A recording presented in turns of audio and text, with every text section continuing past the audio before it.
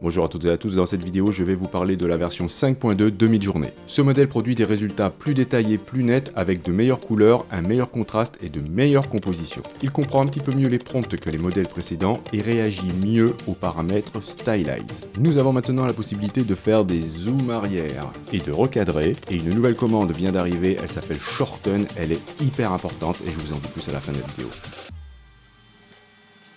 Je vais faire des comparaisons avec la version 5.1 avec le même prompt. Voilà, j'obtiens ça avec la version 5.1 et j'obtiens ça avec la version 5.2. On peut tout de suite noter que la composition est très améliorée dans la version 5.2. Comme avec la version 5.1, ce modèle peut être affiné avec le paramètre Style Raw pour réduire l'esthétique par défaut de Midjourney. Il est censé comprendre un petit peu mieux les prompts, donc je vais faire un test ici avec ce prompt, un homme avec de la barbe et de l'eau plein la figure, dans le style d'un portrait photoréaliste. Voilà, j'obtiens ça, et le moins que l'on puisse dire, c'est que voilà, tout est respecté, j'ai de la barbe, j'ai de l'eau dans la figure, voilà, c'est parfait. Alors qu'avec la version 5.1, j'ai ça, vous voyez, j'ai même pas de barbe, non je déconne. J'obtiens ça avec la version 5.1, et bon, on s'aperçoit qu'il y a quand même moins de détails avec cette version qu'avec la dernière. Il réagit mieux aux paramètres Stylize. Alors, c'est quoi le paramètre Stylize? Midjourney a été entraîné à produire des images qui favorisent les couleurs, la composition et les formes artistiques. Le paramètre Stylize influence l'intensité de cet apprentissage. Des valeurs faibles vont générer des images qui seront proches de votre prompt, alors que des valeurs élevées vont donner plus de liberté à Midjourney pour qu'il fasse des images en s'éloignant un petit peu de votre prompt. Autre chose que j'ai pas dit dans l'intro, maintenant vous avez la possibilité de faire deux types de variations, une variation subtile et une variation importante. Vous pouvez régler cela dans les settings et lorsque vous faites un upscale, vous avez maintenant deux boutons qui vous permettent de faire une variation soit importante ou au contraire un petit peu plus adoucie. Passons maintenant à la grande nouveauté de cette mise à jour, la fonction Zoom Out, donc la possibilité de reculer dans une image. Cette fonction est disponible uniquement après un upscale et on vous propose plusieurs choses. Vous avez la possibilité de faire un zoom x2 ou un zoom x 1,5. Lorsque vous activez ces commandes, vous allez faire donc un zoom de la valeur indiquée tout en gardant le format originel de l'image. Comme vous êtes parti d'un scale, vous allez vous retrouver avec une nouvelle génération de 4 images. Et attention, on ne va pas ajouter des pixels à l'image, hein. Vous allez garder la même définition.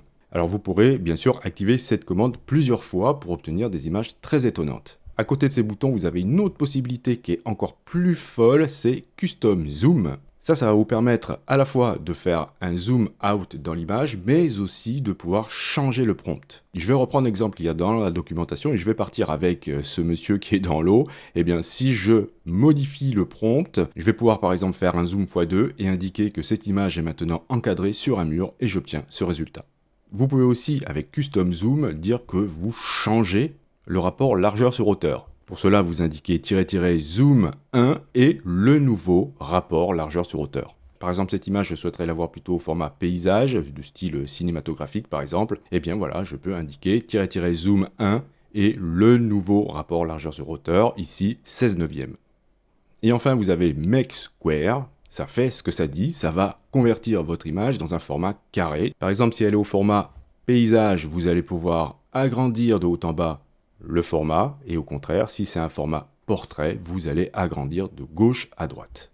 Et enfin, cette commande hyper importante dont je vous parlais au début, qui est Shorten, elle va vous permettre de faire un bond en avant dans la compréhension des prompts dans Midjourney. Pourquoi? Parce que cette commande vous permet d'analyser votre prompt. Vous allez taper /shorten, vous allez saisir un prompt assez long, de préférence. Midjourney va analyser votre prompt, vous proposer 5 prompts classés du plus long au plus court, avec uniquement l'essentiel pour pouvoir refaire ce type d'image. Il va aussi vous barrer tous les termes inutiles et cerise sur le gâteau, si vous demandez à voir les détails, vous allez pouvoir voir le poids des tokens, le poids des termes qui sont importants dans ce prompt. Et ça, c'est hyper important. Ça va nous permettre de mieux comprendre comment Midjourney comprend les termes dans les prompts. Voilà pour l'essentiel des nouveautés apparues dans la version 5.2 de Midjourney, et encore une fois, on fait un bond en avant assez spectaculaire. Attention, tout ce qui nous est proposé là est susceptible d'être modifié dans les jours ou les semaines qui suivent, et il y a peut-être même un autre modèle qui arrivera à la rentrée. Donc tout ça va extrêmement vite. Je vous remercie d'avoir suivi cette vidéo. Si vous avez des questions, n'hésitez pas à le faire dans les commentaires. Si vous souhaitez soutenir cette chaîne, c'est hyper important que vous cliquiez sur j'aime. Si vous n'êtes pas abonné et que vous souhaitez le faire, vous pouvez cliquer sur abonnez-vous. N'oubliez pas la petite clochette pour être averti des prochains tutos. Et justement, on se dit à la prochaine pour un autre tuto.